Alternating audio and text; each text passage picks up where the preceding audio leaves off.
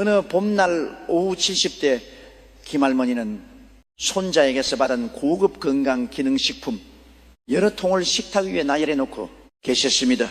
비타민 오메가3, 홍삼, 칼슘에 이르기까지 하루에 드셔야 할 알약만 22개에 달했지요.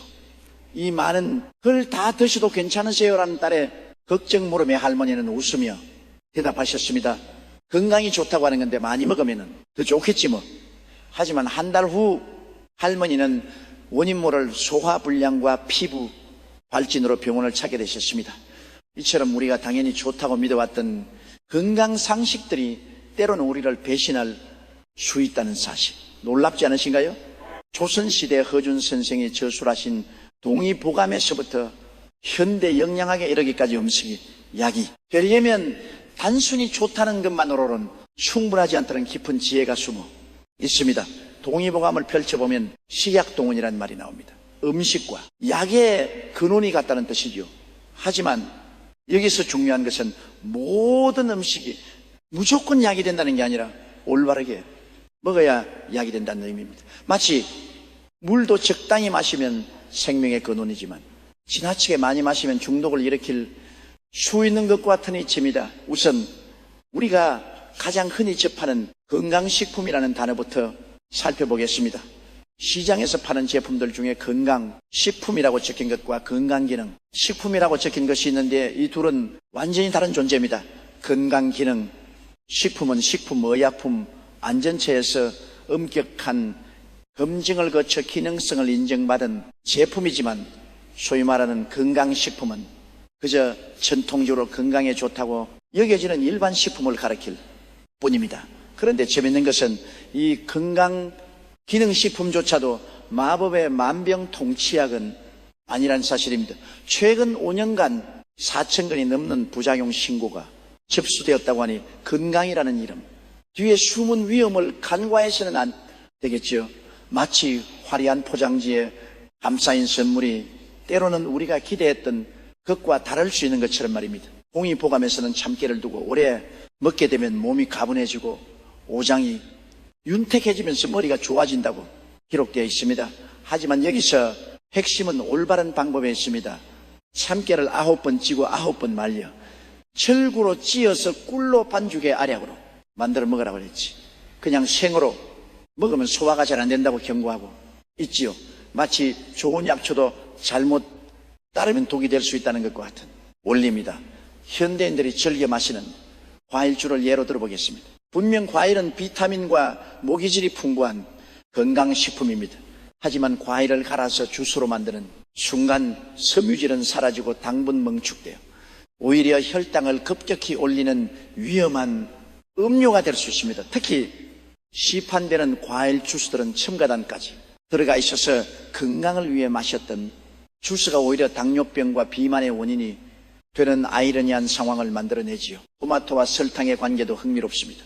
어릴 적 많은 분들이 토마토에 설탕을 뿌려 드셨을 텐데요. 이것이 영양학적으로는 좋지 않은 조합이란 사실을 아셨나요? 설탕이 체내에서 소화되려면 비타민 B1이 필요한데 이 때문에 토마토에 있던 소중한 영양소들이 설탕 분해를 위해 소모되어 버립니다. 마치 귀한 보석을 일반 돌멩이와 바꾸는 것과 같은 손해를 보는 셈이지요. 건강에 좋다는 견과류도 과다 섭취하면 문제가 됩니다. 아몬드, 호두, 잣 등은 분명 좋은 지방과 단백질이 풍부하지만 칼로리가 매우 높습니다. 아몬드 한 급이 800칼로리가 넘는다고 하니 건강을 위해 먹었던 견과류가 오히려 체중의 원인이 될 수도 있겠지요.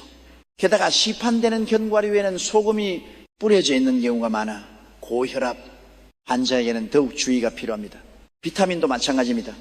비타민C는 면역력 강화에 좋다고 하여 많은 분들이 고용량 제품을 선호하시는데 하루 1000mg 이상 섭취하면 메스꺼움, 설사, 요로, 결석 등의 부작용이 나타날 수 있습니다. 비타민은 수용성이라 몸 밖으로 배출된다고 하지만 그 과정에서 우리 몸에 무리를 줄 수 있다는 점을 간과해서는 안 됩니다. 더욱 놀라운 것은 비타민 A의 경우입니다. 특히 흡연자가 베타카로틴을 과다 섭취하면 폐암 발병률이 18% 증가한다는 연구 결과가 있습니다. 건강을 위해 먹었던 영양제가 오히려 암 위험을 높인다니 참으로 아이러니한 일이 아닐 수 없지요. 단백질 열풍도 살펴볼 필요가 있습니다.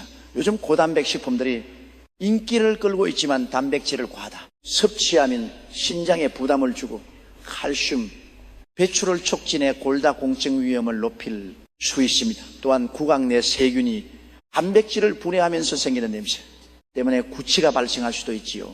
건강을 위해 먹었던 단백질이 사회생활에 지장을 준다면 이보다 아이러니한 일이 어디 있겠습니까? 음식의 조합도 중요합니다. 동의 보감에서는 음식의 산극에 대해서도 자세히 기록하고 있는데 현대 영양학으로도 그 지혜를 확인할 수 있습니다. 예를 들어 시금치와 새우를 함께 먹으면 시금치의 수산 성분이 새우의 칼슘 흡수를 방해합니다. 또한 콩류와 치즈를 함께 먹으면 소화불량과 복만감을 일으킬 수 있지요. 우유와 바나나의 조합도 소화가 어려워 피로감과 무기력감을 유발할 수 있습니다. 그래서 바나나 우유를 만들 때는 계피나 육두구 가루를 약간 넣어 소화를 돕는 것이 좋다고 합니다. 우리 조상들의 지혜가 얼마나 깊은지 새삼 놀라게 됩니다. 제과열 음식의 위험성도 간과할 수 없습니다. 버섯을 제과열하면 단백질 분자 구조가 변형되어 독성을 띨 수 있고 닭고기를 제과열하면 살모넬라균 때문에 식중독 위험이 높아집니다. 건강한 음식이라고 해서 아무렇게나 먹어도 되는 것은 아니란 뜻이지요.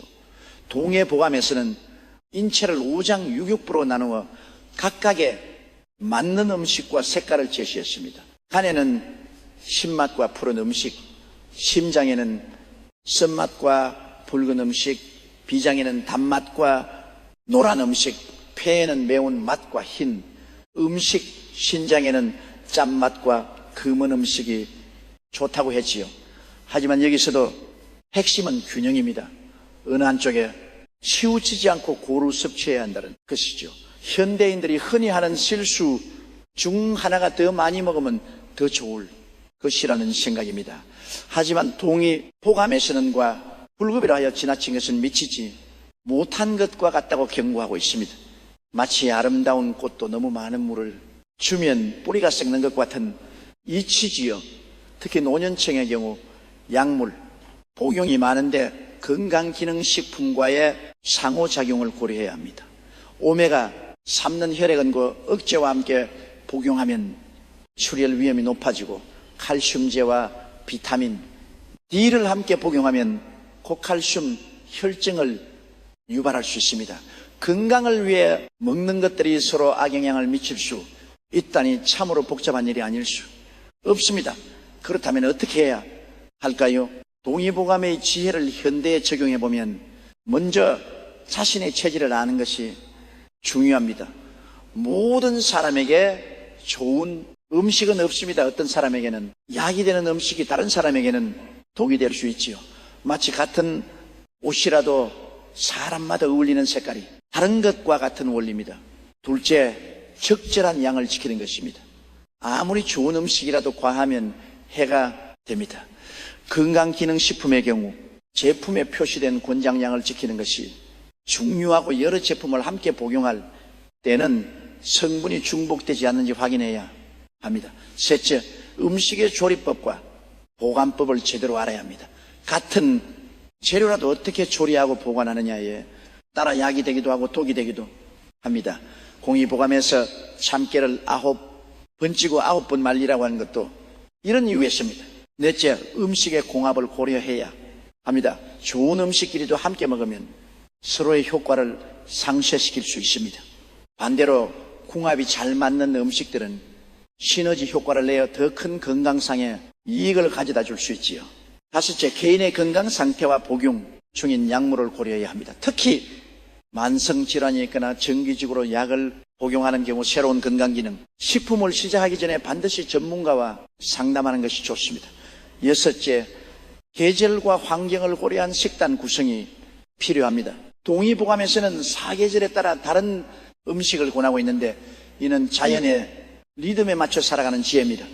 여름에는 차가운 성질의 음식으로 더위를 식히고 겨울에는 따뜻한 성질의 음식으로 몸을 따뜻하게 하는 것이죠. 요 7째 가공식품보다는 자연식품을 선택하는 것이 좋습니다.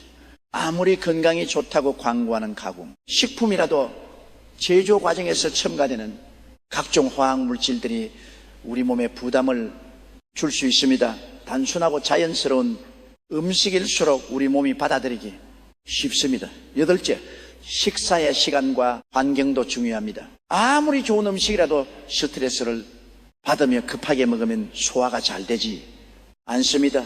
편안한 마음으로 천천히 씹어 먹는 것, 이것만으로도 같은 음식의 효과가 달라질 수 있지요. 마지막으로 지속적인 관심과 학습이 필요합니다. 건강에 대한 지식은 계속 발전하고 있고 우리 몸의 상태도 나이에 따라 변화합니다. 과거에 좋았던 방법이 지금도 좋다고 할 수는 없지요. 열린 마음으로 새로운 정보를 받아들이되 검증된 정보와 그렇지 않은 정보를 구별하는 안목을 기르는 것이 중요합니다. 요즘 인터넷과 SNS를 통해 각종 건강 정보들이 무분별하게 퍼지고 있습니다. 이것만 먹으면 만병, 통치, 하루 만에 효과를 본다 같은 과장된 광고들을 쉽게 볼 수 있지요. 하지만 동의보감에서 말하는 진정한 건강법은 이런 것들과는 거리가 멉니다. 꾸준히 자연스럽게 균형 있게 먹는 것이 최고의 건강법이라고 가르치고 있습니다. 건강기능식품 시장이 5조 원을 넘어서는 거대한 규모로 성장했다고 합니다. 하지만 시장 규모가 클수록 부작용 사례도 늘어나고 있다는 점을 간과해서는 안 됩니다. 2019년 한 해 동안만 1132건의 부작용 추정 사례가 신고되었다고 하니 결코 가볍게 볼 일이 아니지요. 특히 다약제를 복용하는 노년층의 경우 더욱 주의가 필요합니다. 현재 66세 노인의 35.4%가 5개 이상의 약물을 90일 이상 복용하고 있다고 하는데 여기에 각종 건강기능 식품까지 더하면 우리 몸이 감당해야 할 부담이 얼마나 클지 상상해 보시기 바랍니다. 동의보감에서는 약식동원이라는 표현도 사용합니다. 약과 음식의 근원이 같다는 뜻인데 이는 일상의 음식 자체가 최고의 약이 될 수 있다는 의미입니다. 굳이 값비싼 건강기능식품에 의존하지 않더라도 제철 음식을 균형 있게 섭취하는 것만으로도 충분히 건강을 유지할 수 있다는 뜻이지요. 봄에는 새순이 나는 나물들로 겨울 동안 쌓인 독소를 배출하고 여름에는 시원한 성질의 과일과 채소로 더위를 이기며 가을에는 견과류와 곡식으로 겨울을 준비하고 겨울에는 따뜻한 성질의 음식으로 몸을 따뜻하게 하는 것, 이것이 바로 자연의 섭리에 맞는 건강법입니다. 하지만 현대인들은 이런 자연의 리듬을 잊어버리고 살고 있습니다. 1년 내내 같은 음식을 먹고 계절에 상관없이 차가운 음료를 마시며 자연식품보다는 가공식품을 선호하지요. 그러다 보니 몸의 균형이 깨지고 그것을 인위적인 건강기능식품으로 보완하려 하는 악순환이 반복됩니다. 공의보감의 지혜는 여기서 빛을 발합니다. 천인합일이라는 사상, 즉 자연과 인간이 하나가 되어야 한다는 철학이 바로 그것입니다. 우리가 자연의 일부로 살아갈 때 진정한 건강을 얻을 수 있다는 가르침이죠. 예를 들어 동의보감에서는 여름철에 수박을 먹으라고 구원합니다. 하지만 단순히 수박이 좋다고만 하는 게 아니라 더위를 식히는 성질이 있어 여름에 적합하다고 그 이유까지 명확히 제시합니다. 반면 겨울에는 수박보다는 따뜻한 성질의 생강차를 권하지요. 같은 음식이라도 시기에 따라 약이 되기도 하고 해가 되기도 한다는 것을 잘 보여주는 예의입니다. 이런 관점에서 보면은 요즘 유행하는 디톡스, 주스나 슈퍼푸드 같은 개념들이 얼마나 1차원적인지 알 수 있습니다. 특정 음식 하나만을 강조하는 것은 동의보감의 전체적 균형 사상과는 거리가 멀지요. 동의보감에서 특별히 강조하는 것 중 하나가 정신환입니다. 참깨와 꿀로 만드는 이 환약은 단순히 영양 보충이 목적이 아니라 정신을 맑게 하고 집중력을 높이는 효과를 위한 것입니다. 하지만 여기서 중요한 것은 제조법입니다. 참깨를 9번 찌고 9번 말리는 복잡한 과정을 거쳐야 비록 소화가 잘 되고 효과를 볼 수 있다고 했지요. 이는 현대의 영양제들이 간구하는 부분입니다. 같은 성분이라도 어떻게 가공하고 제조하느냐에 따라 우리 몸에서의 흡수율과 효과가 완전히 달라질 수 있다는 것입니다. 단순히 성분표만 보고 제품을 선택할 것이 아니라 제조, 과정과 품질까지 고려해야 한다는 뜻이지요. 또한 동의보감에서는 개인차를 매우 중요하게 여겼습니다. 인간 유일하여 사람마다 모두 다르다는 것을 인정했지요. 그래서 같은 증상이라도 사람에 따라 다른 처방을 내렸습니다. 하지만 현대의 건강기능식품들은 대부분 모든 사람에게 좋다는 식으로 광고됩니다. 이것이 바로 문제의 시작점이죠. 실제로 최근 연구에 따르면 같은 음식을 먹어도 사람마다 혈당 반응이 다르게 나타난다고 합니다. 어떤 사람에게는 바나나가 혈당을 급격히 올리지만 다른 사람에게는 빵이 더 큰 영향을 미칠 수 있다는 것이죠. 이는 개인의 유전자, 장내, 미생물, 생활 습관 등이 모두 다르기 때문입니다. 따라서 건강에 좋다는 일반적인 정보만으로는 충분하지 않습니다. 나에게 맞는지 내 몸 상태와 적절한지를 스스로 판단할 수 있는 능력을 기르는 것이 더 중요합니다. 동의보감에서 말하는 양생의 진정한 의미가 바로 이것이죠. 특히 음식을 먹은 후에 몸의 반응을 잘 관찰하는 것이 중요합니다. 소화가 잘 되는지, 컨디션이 좋아지는지, 부작용은 없는지를 세심하게 살펴보세요. 우리 몸은 정직합니다. 진정으로 도움이 되는 음식이라면 몸이 편안함을 느낄 것이고, 그렇지 않다면 어떤 식으로든 신호를 보낼 것입니다. 동의보감에서는 또한 식사의 환경과 마음가짐도 중요하게 다뤘습니다. 식으라 하여 식사할 때는 말을 하지 말라고 했고, 식문하라 하여 화를 내지 말라고 했습니다. 아무리 좋은 음식이라도 스트레스를 받으며 먹으면 소화에 방해가 된다는 것을 이미 수백 년 전에 알고 있었던 것이지요.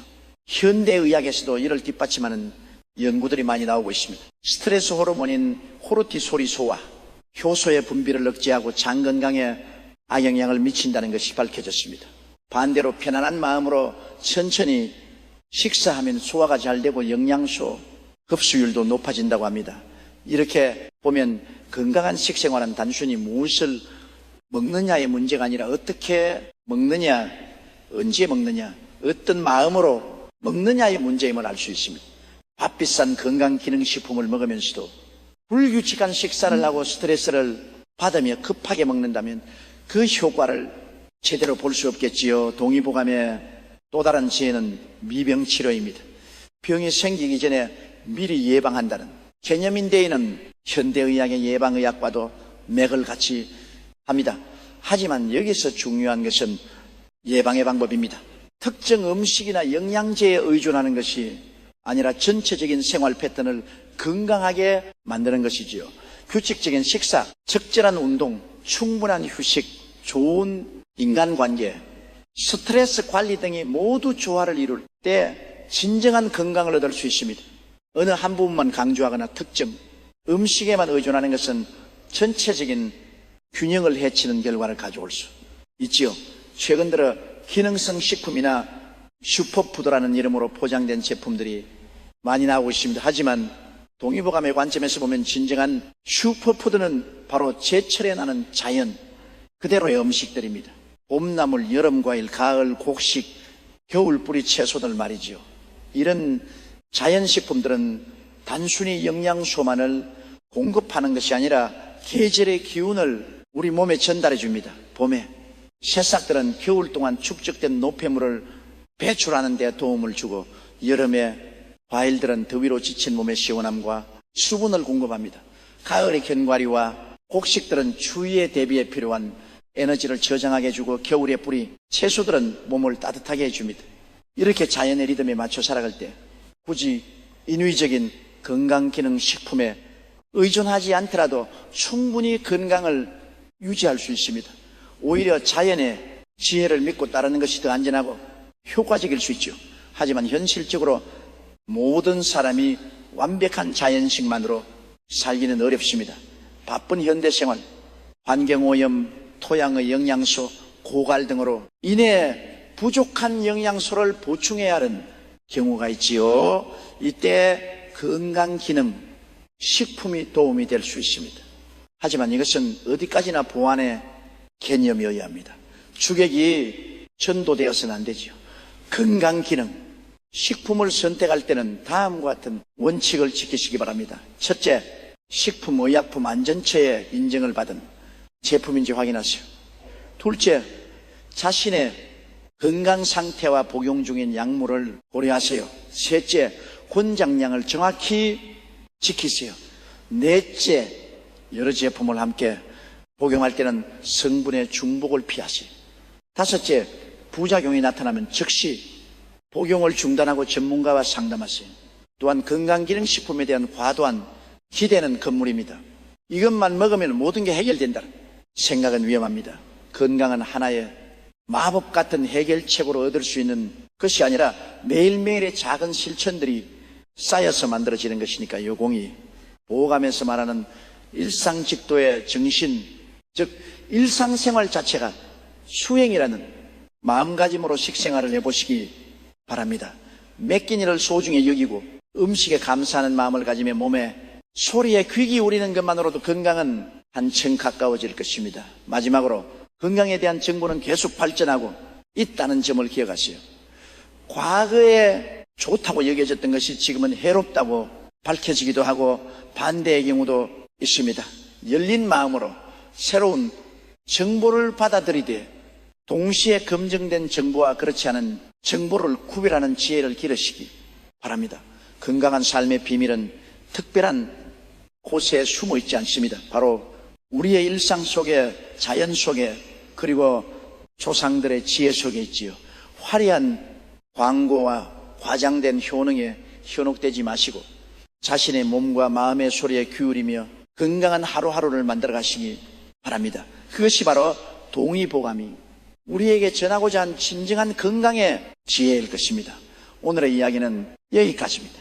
끝까지 함께 해주신 모든 분들께 진심으로 감사드립니다. 구독과 좋아요, 응원의 마음 전해주세요. 감사합니다.